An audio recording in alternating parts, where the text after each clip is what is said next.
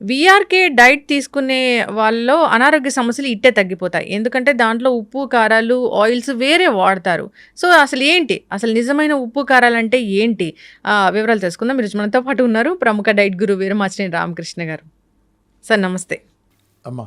Sir, ఆరోగ్యంగా బ్రతకడం ఎలాగా? ఆహారం తీసుకుంటూ అనేది మీ కాన్సెప్టు. అనారోగ్య సమస్యలను కూడా దూరం చేసుకోవడం ఎలాగా చెప్తూ ఉంటారు. మీ పోపుల డబ్బానే మీకు పెద్ద మెడికల్ షాపు, మీకు బయటికి వెళ్ళి మెడిసిన్స్ కొనాల్సిన పని లేదని కూడా చెప్తూ ఉంటారు. అయితే అసలు రోజు మేము తీసుకుంటూ ఉంటాము, ఈ ఉప్పు మంచిది, ఈ కారం మంచిది, అసలు ఏ చెప్తే అదే. ఏంటి ఇంత కన్ఫ్యూజన్ ఉంది? నిజంగా ఎవరైనా ఇది మిరియాల పొడి వాడాలంటే అదే వాడతాం, ఈ కారం వాడాలంటే అదే వాడతాం. అసలు దీనికి ఫుల్ స్టాప్ అంటూ లేదా? ఏది వాడితే మంచిది అసలు? వీఆర్కే డైట్లో ఎలాంటి ఉప్పు వాడతారు, ఎలాంటి కారం వాడతారు, ఎలాంటి ఆయిల్ వాడతారు? సో ఫస్ట్ ఉప్పు తీసుకుందాం. ఓకే, ఒకప్పుడు ప్రపంచం అంతా ఉప్పుని సముద్ర ఉప్పు వాడేవాళ్ళు. అంటే సముద్ర ఉప్పు దొరకని ఏరియాల వాళ్ళు రాతి నుంచి వచ్చిన ఉప్పు కానీ ఇలాంటివన్నీ వాడేవాళ్ళు. సోడియం అనేది మనకి ఎసెన్షియల్గా ఉండే అవసరమైన మినరల్, అది ఎసెన్షియల్.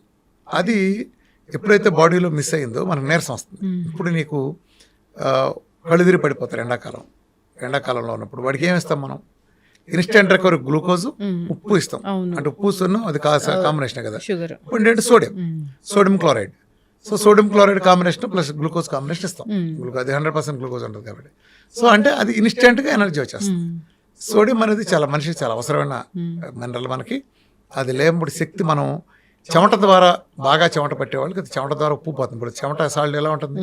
సాల్టిష్గా ఉంటుంది. అంటే సాల్ట్ మన చర్మం ద్వారా ఆ చెమట ద్వారా విసర్జించబడుతుంది. సో దాని రీప్లేస్మెంట్ ఎలా? సో చాలా మంది చెప్తారు తెలియక సోడియం ఉప్పు అవసరం లేదని చెప్తారు. చాలా తప్పది. నువ్వు సోమరిపోతావు కనుక అయితే అప్పుడు నీ కూరలో ఉప్పు సరిపోతుంది. కూరలు అంటే అది కూడా ఆర్గానిక్ కూరగాయలు ఉండుంటే. ఇప్పుడు ఆ కూరగాయలు ఆర్గానిక్ లో ఉప్పు లేదు. ఉప్పు లేకపోతే మనిషి సస్తారు, బ్రెయిన్ దగ్గర పిచ్చెక్కిపోతారు, హార్ట్ ఫెయిల్యూర్ అవుతుంది, ప్రతి అనర్థం జరుగుతుంది అసలు ఉప్పు వాడకపోతే. ఉప్పు ఉండాల్సిందే, ఏదో రూపాయన వెళ్తుంది, డైరెక్ట్గా ఇండైరెక్ట్గా వెళ్తుంది. సో కూరగాయలు ఉప్పు వస్తుంది అనేది కూడా అసలు అది రాదు. ఒకప్పుడు కూరగాయలు ఉండే పోషక విలువలు లేరు, వాళ్ళు వచ్చేవారు. వీళ్ళు చెప్పేవాళ్ళు చెడు ఉద్దేశం కాదు, ఒకప్పుడు ఉన్నాయన్న దృష్టిలో చెప్తారు తప్ప ఇవాళ లేవుగా. ఒకప్పుడు వంకాయ, ఒకప్పుడు బెండకాయ వాళ్ళు ఉన్నాయా? ఒకప్పుడు ఉండే ఆ రుచులు జాంకాయ వాళ్ళు ఉందా? ఒకప్పుడు బొప్పాకాయ టేస్ట్ వాళ్ళు ఉందా? అసలు ఆ కాయ ఉందా? చూసాము మనం. నాటు లేదు కదా. వాళ్ళంతా హైబ్రిడ్ జన్యు మార్పిడి వచ్చేసినాయి. ఎలా నువ్వు ఎక్స్పెక్ట్ చేస్తూ ఉంటుందని? లేవు, ఈ ప్రాపర్టీస్ వేరు. సో ఉప్పు ఏంటి? ఒకప్పుడు మనం బస్తాల్లో దొరికిన ఉప్పు కొనేవాళ్ళు, కిలో రూపాయి ఉండేది. పచారీ కొట్లు బయట పెట్టేవాళ్ళు బస్తాల్లో. దాన్ని దొంగతనం కూడా ఎవరు చేసేవాడు కదా. ఎంత వాల్యూ కూడా తక్కువ కదా. బండి మీద తీసుకొచ్చే ఉప్పు అని అమ్మేవాళ్ళు. మనాళ్ళు మరకాల్లోనూ బస్తాల్లోనూ తీసుకునేవాళ్ళు. అది చాలా కాలం వాడేవాళ్ళు. దాన్ని కళ్ళుగా ఉంటుంది కాబట్టి, అంటే స్ఫటికంలాగా ఉంటుంది కాబట్టి దాన్ని దంచుకుని వేసుకుంటాం అన్నట్టు చేసేవాళ్ళు. ఆ ఉప్పు ఘాటు కూడా ఎక్కువ. ఆ తర్వాత సడన్గా ఓ రోజు కుంభకోణంలో భాగంగా అయోడిన్తో ఉప్పు రంగప్రవేశం చేసింది. అంతకుముందు లేని గైటర్ ఇప్పుడు కొత్తగా వచ్చింది. ఎక్కడో నార్త్ ఇండియాలో కొద్ది మందికి మాత్రమే గొంతు సంబంధించిన ఒక గైటర్ అనే వ్యాధి, అది ఎక్కడైనా ఉంటుంది. ఆ గైటర్ అనే వ్యాధి దీన్ని ఏంటారు కారణం అంటే అయోడిన్ లోపం. కరెక్టే, గైటర్ వ్యాధికి అయోడిన్ లోపం కారణమే. కానీ ఏదో గైటర్ వ్యాధిని అరికట్టడం కోసం దేశంలో తినే అందరికీ అయోడిన్ ఇవ్వాలని చెప్పని, సప్లిమెంట్ ఇవ్వాలని, దానికి ఏం చేశారంటే ఉప్పులో రోజు తింటారు కదా, అందరూ ఉప్పు తింటారు కదా, ఆ ఉప్పులో కంపల్సరీ అని రాజీవ్ గాంధీ గవర్నమెంట్ టైంలో తీసుకొచ్చారు. రాజీవ్ గాంధీ గవర్నమెంట్ టైం అనుకుంటా, ఆ టైంలో తీసుకొచ్చారు. అది నిజంగా కుంభకోణాల భాగం. ఎప్పుడైతే ఆ రూపాయి ఉప్పు, 10 రూపాయల ఉప్పు వచ్చిందో మొదట ఆడవాళ్ళు ఇబ్బంది పడ్డారు. ఏంట్రా మనం కల్లుప్పు బజార్లో తినేవాళ్ళు, వీళ్ళు సడన్ గా 10 రూపాయలు ఉప్పు అన్నాడు, 10 రూపాయలు పెట్టాలా ఉప్పు కూడా అని. కానీ ఆ ఫ్రీ ఫ్లో చూసిన తర్వాత వీళ్ళకి కూడా నచ్చింది. ఇలా అంటే పిండి రవ్వబడినట్టు పడుతుంది కదా. పాత ఉప్పులేమో ఇలా వేస్తే శుద్ధంలో ఉండి ఎస్టిమేషన్ ఎక్కువ తక్కువ తెలిసేది కాదు. ఆ కేవలం ఆ పొడిగా ఉండటం, ఆ రవ్వలాగా పడిపోవటం ఒక అడ్వాంటేజ్ కారణంగా చేశారంటే ఆడవాళ్ళు కూడా ఈజీగా అట్రాక్ట్ అయ్యారు. ఇలా జల్లినే వెళ్ళిపోతుంది సింపుల్గా డబ్బాలు వేసి, ఇలా తొందరగా వెళ్ళిపోయింది. గమనించమ్మా, అప్పటి నుంచే మగాళ్ళల్లో బీపీలు విపరీతంగా పెరిగినాయి. ఎందుకంటే అది కెమికల్ ఉప్పు. ఆ ప్రాసెస్ చేయటమే కెమికల్ ప్రాసెస్తో చేస్తారు. ఈ ఇండస్ట్రియల్ వేస్ట్ నుంచి వచ్చిన దాన్ని, ఎరువుల కర్మాగారాలు వీటి నుంచి వచ్చిన వేస్ట్, లేదా ఇతర ప్రాసెస్ రకరకాల వేస్టుల నుంచి కెమికల్స్ కలిపి చేసే ప్రాసెస్ ద్వారా వచ్చేదే ఈ కెమికల్ ఉప్పు. వీళ్ళు కెమికల్ తీసి అయోడిన్ కలిపేమని చెప్తారు. సముద్ర ఉప్పులో బ్యాన్ అంటారు. నిజానికి సముద్ర ఉప్పులో చాలా మంచి రిచ్ అయోడిన్ ఉంటుంది. 1000 ఏళ్ళ నుంచి మనం తిని బతికింది సముద్ర ఉప్పే కదా. అందులో అయోడిన్ లేకపోతే అందరికి ఎప్పుడో గైటలు రావాలి కదా. సో ఆ గాయటర్ కూడా ఎవడో ఒకటిద్దరికి ఉంటే దేశం మొత్తానికి దాన్ని రుద్దారు. అక్కడి నుంచి జరిగింది ఏంటంటే ఆ ఉప్పు కెమికల్ అవ్వటం వలన, ప్రకృతి ఇచ్చింది కాపాడటం వలన అనర్థాలు ఏంటంటే ఆడాళ్ళు మగాళ్ళు ఎక్కువ అక్కడ సఫర్ అయ్యారంటే విడివిడిగా సఫర్ అయ్యారు. మగవాళ్ళకి అప్పటి నుంచి ఇంతకు ముందు లేని గతంలో లేనంత బీపీలు స్టార్ట్ అయ్యాయి. ఇదివరకు ఊరికి ఒకటికి బీపీ ఉంటే ఊరికి ఒకటికి ఉండేది బీపీ, ఇప్పుడు ఇంటికి ఒకటికి తయారైంది బీపీ. ఆ స్థాయిలో బీపీ ప్రబలంగా వచ్చేసింది. ఈ సాల్ట్ వచ్చినప్పటి నుంచే బీపీలు చూడటం అనేది అన్ని కూడా విపరీతంగా పెరిగినాయి. జనాలకు బీపీ అవసరం రావటం, అక్కడి నుంచే గుండెపోట్లు దారితీసే పరిస్థితులు రావటం. ఎందుకంటే BP and diabetes leading cause of heart disease కానీ కిడ్నీ ఫెయిల్యూర్ కానీ. ఇవాళ కిడ్నీలు పోవటానికి ప్రధాన కారణం మెయిన్ బీపీ, దాని తర్వాతే లాంగ్ టర్మ్ డయాబెటిక్ నెఫ్రోపతి అంటాం కదా. అలానే హార్ట్ రావడానికి కారణం కూడా బ్లడ్ ప్రెషర్ ఎప్పుడైతే హై అవుతుందో అక్కడ మనకు గుండెపోట్లు వస్తున్నాయి. ఈ ప్లేకులు ఏర్పడి ఈ తతంగం ఇదంతా సొల్లు, దీనికి కాదు. అసలు మెయిన్ రావటం కారణం ఇన్ఫ్లమేషన్, ఫ్రీ రాడికల్స్, అలానే హై బీపీలో లేదా ఒత్తిడి, మానసిక ఒత్తిడి ఇలాంటివి దట్ లీడ్స్ టు బీపీ. ఇవాళ ఉండే వాటర్ తక్కువ కాబట్టి ఇదంతా. సో అలానే ఆడవాళ్ళ నష్టపోయింది ఏంటంటే, నువ్వు కావాలంటే నువ్వే ధనలక్ష్మి, మీ అమ్మమ్మని కానీ వాళ్ళు కానీ అడుగు, నీకు పెద్దవాళ్ళు ఉంటే, అమ్మమ్మ మీ రోజుల్లో పీరియడ్స్ ఎలా వచ్చాయి మీకని అడుగు. క్యాలెండర్ మార్చుకోవాలి డేటు, వీళ్ళకి డేట్ని చూసి. వీళ్ళ డేట్ ఈ రోజుకి వస్తుందంటే ఆ రోజుకి వచ్చేయాల్సిందే అంతే. 10 మంది పిల్లలకి కని వదలు పారేసేవాళ్ళు, అంటులతో కూడా కని వదలు పారేసేవాళ్ళు. ఇవాళ ఎంత హంగామా చేస్తున్నారు, ఒక్క బుడతను కావడానికి వీళ్ళు చేసే హంగామా, దాని తర్వాత ఇచ్చే బిల్డప్ బేభత్సంగా ఉందా, మామూలు లేదు. వాళ్ళు 10 మందిని ఎట్టకన్నారు ఆ రోజుల్లో, ఏం లేకుండా. టైం పీరియడ్ అంటే పీరియడే, ఇన్ని రోజులకు ఆగాలంటే ఆగిపోద్ది అంతే లెక్క. ఇవాళ ఎందుకు వచ్చింది అంటే దానికి ఇతరత్ర కారణాలు ఉన్నప్పటికీ నేను సోలో ఎట్రిబ్యూటర్గా నేను దాన్ని ఎట్రిబ్యూట్ చేయట్లేదు. అక్కడి నుంచే థైరాయిడ్ అనేది వాళ్ళ ఆడపిల్లల్లో 100కి 80 నుంచి 90%కి ఆడపిల్లలకు వచ్చేసింది. థైరాయిడ్ అంటే ఆడపిల్లలకు ప్రధానమైన జబ్బులో మారిపోయింది. ఎందుకని ఆడవాళ్ళలో థైరాయిడ్ సమస్యలు ఎందుకు వచ్చినాయి? హార్మోన్లిసిస్. మీకే కదా హార్మోన్ మీద బతికేదంతా. ఎందుకంటే 3 రోజులు సైకిల్ ఉంటుంది మీకు. ఈ సైకిల్ నిజానికి మీకు ఒక రక్షణ, ఆడాళ్ళకి మగాళ్ళ కంటే కూడా రక్షణ. మీకు 2 రక్షణలు ఉన్నాయి. ఒకటి హార్మోన్లు చేసే 3 రోజుల పీరియడ్ ఉంటాం ఒకటి. రెండోది మీరు ట్యాప్ ఉంటుంది మీకు ఒకటి. ఏదన్నా మాట అంటే చాలు ట్యాప్ తిప్పుతారు, దెబ్బ రిలాక్స్ అయిపోతారు. మీరు ట్యాప్ తిప్పేది ఎందుకంటే ఒక సీన్ చేసి ఎవరైనా తిట్టించుకుని కావాలని 2 తిట్టించుకుంటే మీరు ఒక 7 పెట్టి ఊరుకుంటారు. ఈ ట్యాప్ తిప్పేస్తారు, ఫ్రెష్ మొత్తం ట్యాప్ వాటర్ తెలిపోతే మనశ్శాంతిగా, అంటే మందు కొడితే అన్ని మర్చిపోయినట్టు మీరు ట్యాప్ తిప్పేసి అతను ప్రశాంతంగా ఉంటారు. ఇలా మగాళ్ళు అట్ట మీకులాగా ట్యాప్ తిప్పలేరు కాబట్టి ఇవన్నీ దాసుకుని కుళ్ళిపోయి గుండె దెబ్బలు తీసుకుంటాం మా సన్నాసులు అంతా. అది. సో ఇది స్ట్రోక్స్ రావడానికి ఒక కారణం. ఎప్పుడైతే నువ్వు తినే ఆహారం ఒక 100 అనుకో, 100లో ఒక 30 నీకు ఫ్యాట్ ఉందనుకో, ఇప్పుడు ఫ్యాట్ని తీసేసా, ఆ గ్యాప్ని దేంతో ఫిల్ చేయాలి? నువ్వు దేంతో ఫిల్ చేయాలి? అప్పుడే ఫుడ్ మార్కెట్ రంగప్రవేశం చేసింది. చక్కగా హై గ్లైసమిక్ ఇండెక్స్ ఉండే కార్బోహైడ్రేట్లు తీసుకుంది. రిఫైన్డ్ హైలీ రిఫైన్డ్ కార్బోహైడ్రేట్స్ని, ఆ స్వీట్ డ్రింక్స్ని, కోలాస్ని, ఇవన్నీ చూడు. ఒకప్పుడు నిమ్మకాయ నీళ్ళు, నిమ్మకాయ సోడాలు తాగే మనం కోలాస్ వచ్చిన తర్వాత కూల్ డ్రింక్స్ రంగప్రవేశం చేసినాయి. అలానే ప్రతిది ఫుడ్, ప్యాకెట్ ఫుడ్లు వచ్చేసినాయి. ప్రకృతి ఇచ్చిన మనకి ఆ రోజుల్లో స్వీట్లు అంటే బెల్లం జిలేబీ, మిఠాయి, బూందీ వండ, ఈ టైప్ ఉండే కల్చర్ నుంచి, అంటే ఇంట్లో చేసుకున్న హోమ్ మేడ్ అరిసెలు దగ్గర నుంచి, సున్నుండలు, పప్పు ఉండలు దగ్గర నుంచి కన్వర్ట్ చేసి ఇవాళ సంవత్సరం క్రితం కోసిన బంగాళాదుంపల్ని శవాలు నిల్వ ఉంచారు కెమికల్ ప్రాసెస్లో నిల్వ ఉంచి దానికి అజినమోటో కలిపిన ఈ టేస్టింగ్ సాల్ట్లు, అజినమోటో లాంటి క్యాన్సర్ తెచ్చిపెట్టే కాలకోట విషయాలను అందరూ కలిపారు. వీటికి పబ్లిసిటీ చేశారు. నెయ్యి అనిపించి ఆ ప్లేస్లో చెత్త కార్బోహైడ్రేట్లు నింపారు. జనాలు అప్పుడు రోగాలు రావటం బిగినాయి. అది చాలా. అప్పుడు ఈడు ఉప్పు వేసుకుంటే సముద్రం, అంటే నేచర్ నుంచి మనిషిని దూరం చేస్తే ఆడు జబ్బులు దగ్గర అవుతాడు, వాళ్ళ మందుల వాల్యూస్ ఏలు పెరుగుతాయి. సో ఆ ప్రయత్నంలో భాగంగా ఉప్పుని సహజంగా వాడే ఉప్పును దూరం చేస్తారు ప్రకృతి ఇచ్చిందని. ప్రకృతి ఇచ్చిన సముద్రపు నీళ్ళని మడులు గట్టి ఎండలో పెట్టి, సూర్యుడనే ఎండనే దేవుడు దాన్ని ఎండబెట్టి మల్లాలన్నీ విసర్జించి చక్కగా ఒక స్ఫటికం లాగిస్తే ఆ స్ఫటికం నేచర్లో అద్భుతంగా పనిచేస్తుంది. ఇప్పుడు కొన్నిటి రెసిస్టెన్స్ కూడా తీసుకొస్తుంది. కొంతమంది తెలియకంటారు జబ్బుకు దూరం ఉందామని. మీరు ఎప్పుడైతే జబ్బులకి చిన్నప్పటి నుంచి భయపడి దూరంగా ఉంటారో ప్రతి జబ్బు మీ మీద పడుతుంది. ఎందుకని? మన అడ్డమైన తిరుగులు తిన్నా ఇంకోటి తెచ్చుకున్న దాంతో ఏమవుతుందంటే ఒక సహజమైన ఇమ్యూనిటీ వస్తుంది. ఆ ఇమ్యూనిటీ రేపొద్దున ఒక పెద్ద జబ్బు వచ్చినప్పుడు ఈ యాంటీబాడీస్ మనం కాపాడతాయి. ఇమ్యూనిటీ అనేది మెమరీలో ఉంటాయి, టీ సెల్ మెమరీలో, బి సెల్ మెమరీలో. ఆ ఉండే ఏం చేస్తాయంటే మనకు రేపు అవసరమైనప్పుడు బయటకు వచ్చి కాపాడతాయి. అసలు జబ్బులు రాను, నువ్వు జబ్బులే రాకుండా ఉంటే నీకు అది ఉండదు. ఒకప్పుడు మిషెల్స్ అనే ఒక వ్యాధి పిల్లల్లో వచ్చినప్పుడు విదేశాల్లో ఏం చేసేవాళ్ళు అంటే, ఇప్పుడు పిల్లడి స్కూల్లో వచ్చింది అనుకో, ఆ పిల్లడి తాలూకు మిగతా పేరెంట్స్ ఉంటారు కదా, మీ అబ్బాయిని మా ఇంటికి పంపించండి అని వాళ్ళ అబ్బాయితో పక్కన పడుకోబెట్టేవాడు. అంటే ఒక రోజు గడపడానికి అనమాట. ఆడికి జబ్బు వచ్చిందంటే ఆడు తగ్గే వరకు ఆడు ఫ్రెండ్స్ ఇళ్ళకి రౌండ్ వేస్తాడు, లేదా మిగిలిన పిల్లలందరూ గదులు పెట్టి ఆడుకోమంటారు వాడితో. అప్పుడు ఏమవుతుందంటే వాళ్ళకి ఆ జబ్బు వస్తే దాని తాలూకు ఇమ్యూనిటీ డెవలప్ అయితే లేటర్ స్టేజ్లో అది ఉపయోగపడుతుంది. ఇది దాని ఉద్దేశం. అలా అంటే అదే తప్పు ఒప్పరు కదా. కరోనా టైంలో కూడా అమెరికాలో కొంతమంది అలా చేశారు. గ్రూప్గా మనం కరోనా తెచ్చేసుకుంటే రాదని. ఇప్పుడు ఇక్కడ ఇదే గదిలో 10 మంది ఉన్నాం, ఉదాహరణ చెప్తాను. నీకు ముందు వచ్చింది, నీకు వచ్చిన లాస్ట్లో నాకు అంటించావు, నాకు వచ్చిన లాస్ట్లో తనకు అంటించాను అనుకో. ఇలా నేను 10 మందికి అంటించే టైంకి 11వ నీకు కూడా మళ్ళీ వస్తుంది. నీ పీరియడ్ అయిపోతుంది, అది ఉండే రెసిస్టెన్స్ పీరియడ్ పోయి సెకండ్ టైం కూడా నీకు వస్తుంది. అలా కాకుండా 10 సార్లు మనకి ఈ 10 మందే ఉంటాం అనుకున్నప్పుడు 10 మంది ఒకేసారి అంటించేసుకున్నాం అనుకో, 10 మందికి ఒకసారి వచ్చి ఒకసారి పోయింది అనుకో, ఇంకా అంటించడానికి తిరిగేది ఉండదుగా, తిరిగే చచ్చిపోతుందిగా. ఇది టెక్నిక్. ఇలా చేశారు అమెరికాలో చాలా కాలనీస్, అసలు వ్యాక్సిన్ లేకుండా కరోనా సమావేశాలను పెట్టి యూరోప్లో అట్లా కూడా చేశారు. తమాషా ఏంటంటే వాళ్ళు సక్సెస్ అయ్యారు. తమాషా ఏంటో లాజిక్ అర్థమైంది నీకు? లాజిక్ అర్థమైందా? ఇప్పుడు ఈ రూమ్లో 10 మంది ఉంటే 10 మందికి ఎట్ ఏ టైం ఒకే రోజు కరోనా వచ్చింది అనుకో, 10 మంది ఇబ్బంది పడతారు ఒకేసారి. ఆ 10 మంది కూడా ఒకసారి ఉంటారు, 10 మంది ఒకసారి తగ్గించేసుకుంటారు. మళ్ళీ అంటించడానికి 10 మంది గ్రూపులు ఎవరికి లేదు. అలా కాకుండా సీరియల్ వచ్చిందంటే ఫస్ట్ ఎపిసోడ్లో నీకు తగ్గుతుంది, రెండో ఎపిసోడ్ నువ్వు ఎక్స్ కంటిస్తావు. ఈడు 10కి వచ్చేటప్పుడు 9కి వచ్చేటప్పుడు నువ్వు అప్పటికి తగ్గా 4 నెలలు అయి ఉంటుంది. ఈ 10 కూడా మళ్ళీ నీకు అంటిస్తాడు. అర్థమైంది? ఇది తిరుగుతూనే ఉంటుంది క్యాసెట్గా. ఏ సైడ్ బి సైడ్ క్యాసెట్లు తిరుగుతూ ఉంటాయి, రిపీట్ మోడ్లో తిరుగుతాయి. అర్థమైంది? అంటే అది వేరే కాన్సెప్ట్లే, ఇది నేను సమర్థిస్తాను కాదు, జరుగుతున్న ఫ్యాక్ట్ చెప్తున్నాను. సో అది కరెక్టా కాదనేది డిబేటబుల్ మ్యాటర్. అది నేను దాంట్లో ప్రస్తుతానికి వెళ్ళలేదు. దాంట్లో ఉండే ప్రాస్ కాన్స్ ఉన్నాయి, రెండో ఉన్నాయి.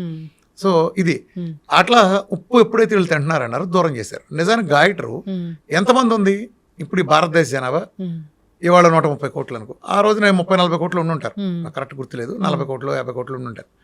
40-50 కోట్ల మందిలో ఎంతమంది గాయటరు ఉంటే ఇలా 7 రోజులు నొప్పించారు? వేల మంది లెక్క పెట్టి కొన్ని 100 మందికి ఉంటే వాళ్ళు దేశం మొత్తానికి ఎందుకు రుద్దారు? నువ్వు ఆలోచించావు ఎప్పుడైనా? ఆలోచించావా? 2 రకాలు హెల్ప్ చేయడానికి. ఒకటి ఇండస్ట్రీస్ వదిలేసే వ్యర్థం. ఆ రోజుల్లో ఎరువులు తయారు చేసినప్పుడు విపరీతమైన ఇండస్ట్రియల్ సాల్ట్ కెమికల్ వచ్చేది. దీన్ని డిస్పోజ్ చేయడానికి సముద్రం దాకా తీసుకెళ్ళి గుజరాత్ కంపెనీలని సముద్రం దాకా డంపింగ్ చేయాల్సి వచ్చేది, చాలా ఖర్చు ఉండేది. సో ఆ లాబింగ్ బలంగా పనిచేస్తుంది.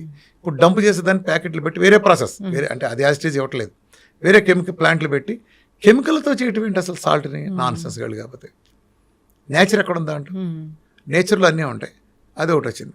అట్లనే అప్పటి నుంచి బీపీలు, ఆ ఉప్పు వచ్చిన దగ్గర నుంచి బీపీలు వచ్చలుగా పెరిగి. మరి ఏ ఉప్పు వాడాలి అసలు? సముద్రం ఇచ్చింది ఉప్పు, వేలాల నుంచి తిన్నా. పింక్ సాల్ట్ ఇప్పుడు హిమాలయాల్లో దొరికే సాల్ట్లు ఉంటాయి, హిమాలయాల్లో కూడా సాల్ట్ లేక్స్ ఉంటాయి. అలానే కొన్ని సముద్రాలు ఉండే సాల్ట్లు కానీ, మన మంచు ప్రదేశాల్లో కూడా ఇప్పుడు నువ్వు గ్లేసియర్స్ ఉంటాయి చూసావు, హీట్గా. నువ్వు యాక్చువల్ గ్రీస్లాండ్ వెళ్తే ఎక్కడ చూసిన హాట్ స్ప్రింగ్స్ ఉంటాయి, అక్కడ పక్కన మంచు కొండలు ఉంటాయి. దాంట్లో వేడి నీళ్ళు 30 డిగ్రీలు 40 డిగ్రీలు వేడి నీళ్ళు గ్లేసియర్స్ ఉంటాయి. అక్కడెక్కడ ఆ వాటర్ వచ్చే దగ్గర స్నానాలు చేస్తూ ఉంటారు, చొక్కాలు లేకుండా బట్టలు తీసుకుని. అంటే ఏంటి, ప్రకృతిలో 2 ఉంటాయి, లేవని కాదు. ఇప్పుడు ఇక్కడ మార్కెట్లో దొరికేదంతా అంటే రకరకాల ఉప్పులు ఉన్నాయి. ఎక్కువ దొరికేది మన ఆఫ్ఘనిస్తాన్లో దొరికే, ఇప్పుడు ఈ రాతి ఉప్పు అది అంటారు కదా, కొండల్లో ఉండేది. ఇది అంత కరెక్ట్ కాదు. నేచరు చెట్లు నుంచి వచ్చిన లవణాలని అట్లా ఫామ్ అయ్యేదాన్ని ఉప్పు తయారు చేసే దానికంటే, ఆ ఉప్పు కంటే సముద్రం రిచెస్ట్ సోర్స్ ఆఫ్ ఫుడ్. పైగా ఇట్స్ వ్యాస్ట్ అండ్ హ్యూజ్. భూమిని ఎన్నిట్లైనా దానిలో కలిపేసుకోగలిగినంత. Earth is made up of water కదా. అదే భూమిని మడతపెట్టి ఎన్నిసార్లు పెట్టచ్చు దాంట్లో, సముద్రంలో మడతపెట్టి భూమి మొత్తాన్ని అన్ని కొండలు అన్ని కలిపి దాంట్లో బాత్రూంలో దోసేయచ్చు, సముద్రం యొక్క బాత్రూంలో దోసేచ్చు. అయితే సీ సాల్ట్ అంటే అంత ఉంది. దీన్ని వాళ్ళు పొల్యూట్ చేశారనుకుంటే పొల్యూట్ చేయలేరు సముద్రాన్ని. ఒక నదినైనా పొల్యూట్ చేయగలరు కానీ పెద్ద స్థాయిని. అంత పెద్ద సీని నువ్వు వేసే భూమిని కలిపితేనే నీకు అందులో పొల్యూట్ అవ్వదు. పొల్యూట్ అనేది దాన్ని రికవర్ చేసుకునే శక్తి దానికి ఉంది. కొన్ని ఏరియాల్లో కొంత లిమిటెడ్ ప్రాంతాన్ని వాళ్ళు చేయగలగచ్చు కెమికల్స్ దాంతో. అంత పెద్ద సముద్రాన్ని వాళ్ళు ఎక్కడ చేస్తారు? చేయలేరు కదా. సో సీ సాల్ట్ అనేది అద్భుతమైంది. ప్లస్ సన్ అనేది అంత ఫిల్టర్ చేసి వచ్చిన సహజమైంది సీ సాల్ట్. ఇది వచ్చిన దగ్గర మీకు అన్నీ తగ్గుతాయి. నా డైట్లో నేను మొట్టమొదటి ఏం చెప్పాను అది మీకు తెలుసు కదా. ప్రజలందరినీ రిక్వెస్ట్ చేస్తే కూడా నేను సీ సాల్ట్ వాడుకోండి, పాతరం సీ సాల్ట్ వాడుకోండి. అయితే కారం గురించి కూడా మీరైతే అసలు మిరపకాయలతో వచ్చే కారం అసలు వాడకూడదు చెప్తూ ఉంటారు. అదే అన్ని రోగాలకు మూల కారణం అని చెప్తూ సమస్త రోగాలకు మూల కారణం. ఒకప్పుడు అసలు కారం అంటే ఏంటి, ఎక్కడి నుంచి వస్తుంది? ఎండుమిరపకాయలని దంచితే కారం వస్తుంది. ఎండుమిరపకాయలు ఎక్కడి నుంచి వస్తాయి?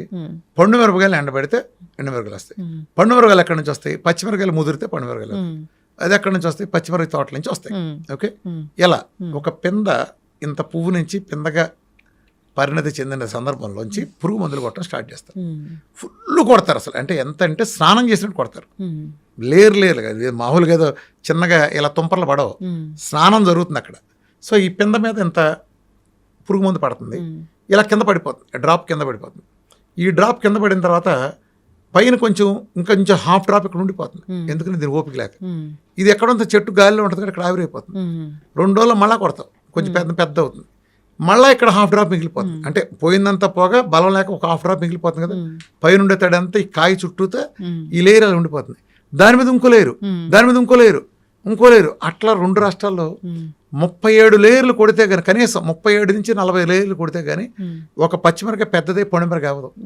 37 సార్లు పురుగు మందు లేరుగా ఆరిపోయిన మిరపకాయల్ని ఒకప్పుడు ఎండటం అనే ప్రాసెస్ ఉండేది, పెద్ద కల్లంలాగా పోసి దాంట్లో ఎండబెట్టేవాళ్ళు. ఇప్పుడు ఎండు ప్రాసెస్ పోయింది, ఎత్తేసాం ఎండు ప్రాసెస్. అందుకే చూసావా, ఇప్పుడు ఆడాళ్ళు, నువ్వు వంట చేస్తావు ఇంటి దగ్గర, ఒకప్పుడు చాలా కాలం క్రితం ఎండుమిరపకాయ అంటే ఇలా తీసి తాలింపులు వేసేవాడు ఆడాళ్ళు. ఇలా ఇరిస్తే ఇరిగిపోయేది, ఏది తాటాకి ఇరిగినట్టు ఇరిగిపోయి ముక్కలు అయిపోయేది. అలానే మనం ఎండుమిరపకాయల డబ్బా చూస్తే అడుగున ఇరిగిపోయిన మొక్కల ఫ్రిక్షన్, ఆ రాపిడికి ఇరిగిపోయిన మొక్కలు కింద చాలా అడుగును కనిపించాయి, కాయలే కాకుండా. ఇలా కొడితే ఇరిగిపోయేది. అంటే ఎండటంలో ఉండే ఇది సహజంగా. ఇప్పుడు ఏం చేశారు, ఇప్పుడు చూడు, ఇలా నువ్వు పిండు ఇలా సాగిపోతుంది, చూసావా? నువ్వు పచ్చిమిరపకాయ ఇరుదు, నీ వల్ల వద్దా, కట్ చేయాలి, లేకపోతే బలంతా నా చాకు పెట్టి కట్ చేసి ఎటు చేయాలి. ఎండుమిరపకాయలకి ఎందుకరమ్మా, అసలు ఉడిలిపోతున్నాయి ఏంటి, ఇరగాల్సిన చోట సాగుతున్నాయి ఏంటి, ఏదో వచ్చింది కర్మ, ఎండు అనే ప్రాసెస్ ఎత్తేసాం. ఎప్పుడైతే టైం లేదు, బిజీ షెడ్యూల్, అన్ని ప్రాసెస్లు కట్ చేస్తాం. అటు నుంచి ఎండటంలో అద్భుతాలు జరుగుతాయి, దాంట్లో ఉండే మలినాలు పోతాయి, అన్నీ చాలా జరుగుతాయి. ఎండు అనేది లేదు కదా, లేకపోతే ఇప్పుడు డైరెక్ట్ వెళ్ళిపోయింది, గోడౌన్కి వెళ్ళింది. ఆ గోడౌన్ పిల్లులు ఎలుకలు వాటి కోసం ఇవన్నీ రకరకాల వాటి కాపరాలు 1, 2 మొత్తం దాంట్లోనే. అందులో నాను ముక్కు అక్కడి నుంచి హోల్సేల్ మార్కెట్కి వెళ్తాయి. నువ్వు మీ ఆయన హోల్సేల్ మార్కెట్ పంపించి ఆ ఎండుమిరపకాయలు కొనిపించి, ఏదో ఆ పురుగు మందులు 37 లేయర్లతో నాన్న ఆ ముక్కిపోయిన ఎండుమిరపకాయలు తెప్పించి దాన్ని నీళ్ళ ఎండుమిరపకాయల బ్రహ్మతో నువ్వు కారం మిల్లు పంపించి మీ ఆయన కళ్ళు ఇలా పెట్టుకుని దగ్గర ఉండి కూర్చొని చూసినంత మాత్రాన అది ఒరిజినల్ కారం అవుతుంది ఎలా అనుకున్నావు? 37 లేయర్లు కారం ఎక్కడ పురుగు మందులు ఎక్కడి నుంచి పోతాయి? అందుకే బ్యాన్, కారం తీసిపారేయండి. మీరు బాగుపడాలి, మీ పిల్లల ఆరోగ్యాలు బాగుపడాలంటే కారాన్ని ఎత్తి అవతల పారేయండి. ఇప్పుడు నీ పిల్లడికి నువ్వు 3 పూటలు ఏం పెడుతున్నావు ప్రేమతో? 37 లేయర్లు కొట్టిన పురుగు మందుల కారాన్ని పెడుతున్నావు. నువ్వు వేసిన 3 సార్లు కారం వేస్తావుగా, 3 పూటలు వేస్తావు కదా. నువ్వు మీ ఆయన పెట్టేదైతే నువ్వు తినేదైతే, మీ అమ్మ నాన్నకు మీ అత్తమ్మకు పెట్టేది అదే. 3 పూటలు వేసిన కాలకోట విషయాన్ని తీసుకొస్తే ఏం జరుగుతుంది? ఇదే జరుగుతుంది. అందుకే నేను నా డైట్లో కారం బ్యాన్, లైఫ్ లాంగ్ బ్యాన్. నేను కారాన్ని వద్దంట్లా. ఒకవేళ నువ్వు అనొచ్చు, నేను ఆర్గానిక్ వేసానండి, నాకు ఎకరం పొలం ఉంది, నేను ఆర్గానిక్ వేసుకున్నా, ఎందుకు పనిలేదు అది, అర్థమైందా? నీ ఎకరం పొలంలో నువ్వు ఆర్గానిక్ వేస్తే నీ చుట్టుపక్కల నీ జిల్లాలు మొత్తం టోటల్ పురుగు మందులు పడతాయంటే నీది వాళ్ళకంటే నీకే ఎక్కువ ఉంటుంది. వాళ్ళ భూమి నీది కాదు, గాలి నీది కాదు, ఆ స్థలం తాలూకు హద్దులే నీ. అడుగుండే భూగర్భ జలాలు ఏమైనా వాటా వేసుకుంటున్నావా? నీ ఏమైనా రూల్ ఉందా? పైనుంచే గాలి, ప్రయాణించే గాలి నీకు పక్క చేయలేక నీకు వచ్చేదంతా. నీకు ఆర్గానిక్ ఎలా అవుతావు? ఆర్గానిక్ అనే మాట అబద్ధం. ఆర్గానిక్ చేయాలంటే డిస్ట్రిక్ట్ యాజ్ ఎ హోల్ చేయాలి, లేదా ఒక హిల్లీ ఏరియా లాగా ఉత్తరాఖండ్ లేకపోతే మరి హిమాచల్ ప్రదేశ్ లాంటి చేసే చోట ఆర్గానిక్ ఉంటుంది. మరి కారం అవసరం లేదా? ఒకవేళ కారం కావాలంటే నువ్వు ఇంట్లో చెట్లు పెంచుకో. నీ డాబా ఉంటే నీ డాబా మీద పచ్చిమిరకాయ చెట్లకి కుండీలు పెట్టుకో చక్కగా. ఇది చాలా సింపుల్ పద్ధతి నేను చెప్పేది, చాలా సింపుల్. ఒక కుటుంబానికి కావాల్సింది పచ్చిమిరకాయ నారు అమ్ముతారు, మంచిది కొనుక్కోండి. నువ్వు చేసుకోవచ్చు. చిన్న ఇది పెట్టు, ఇంత కుండి, పెద్ద ఖరీదైన కుండి కూడా అసలు, దాని పెద్ద మొదలు కూడా అసలు ఇంత పెట్టు. కొద్దిగా పేడరు లాంటివో మేకరు లాంటివో ఇస్తారు న్యాచురల్గా. ఆ మట్టి వేసుకో, దానికి చక్కగా వేసేస్తారు కుండీని. పచ్చిమిరకాయ చెట్లు అందులో పెట్టు. అప్పుడప్పుడు కొద్దిగా నీళ్లు పోస్తూ ఉండు, చెట్లు పెద్దవి అవుతాయి, బాగా పెద్దవి అవుతాయి. నువ్వు ఎరువేసిన దాన్ని బట్టి. రోజు నువ్వు కూరగాయలు కట్ చేస్తావు కదా, కోడిగుడ్డు ఆమ్లెట్ పెట్టినప్పుడు లేకపోతే డొల్లలు ఉంటాయి కదా, అవన్నీ కలెక్ట్ చేయి. అవన్నీ దాంట్లో మంచి కాల్షియం. ఆ కూరగాయలు చాలు. ఆ కూరలన్నీ, ఆకుకూరలు కట్ చేస్తావు కదా, దుంపల పీలింగ్లు అన్నీ చేస్తావు కదా, ఇవన్నీ తీసి దాని కిందకి చెట్లకి ఎరువుగా వేస్తూ ఉండు. అప్పుడప్పుడు కొద్దిగా నీళ్ళు పోయి, ఒక గ్లాస్తో తీసుకుని నీళ్ళు పోయి చాలు. పోస్తే చెట్టు చక్కగా పెద్ద అవుతుంది. పచ్చిమిరకాయలు పెద్దవి. పండు మిరకాయల దగ్గర వెయిట్ చేయి, పండు మిరకాయలు కోసుకో, నువ్వే ఎండలో పెట్టుకో, దాన్ని కారం మిల్లు తీసుకెళ్ళి ఆడించుకో. నువ్వు పీకల దాకా తిను, అది ఔషధం.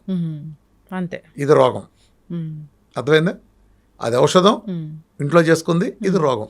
నువ్వు కారం తినద్దని నేను చెప్పట్లా. కారం ఇలాంటిది తినద్దని చెప్తుంది. ఎస్ అర్థమైందా? ఎస్ సో ఇది పరిష్కారం. సో కారం బదులు మేము ఇవన్నీ పండించుకోవాలంటే ఏంటంటే ఆల్టర్నేటివ్ ఏంటంటే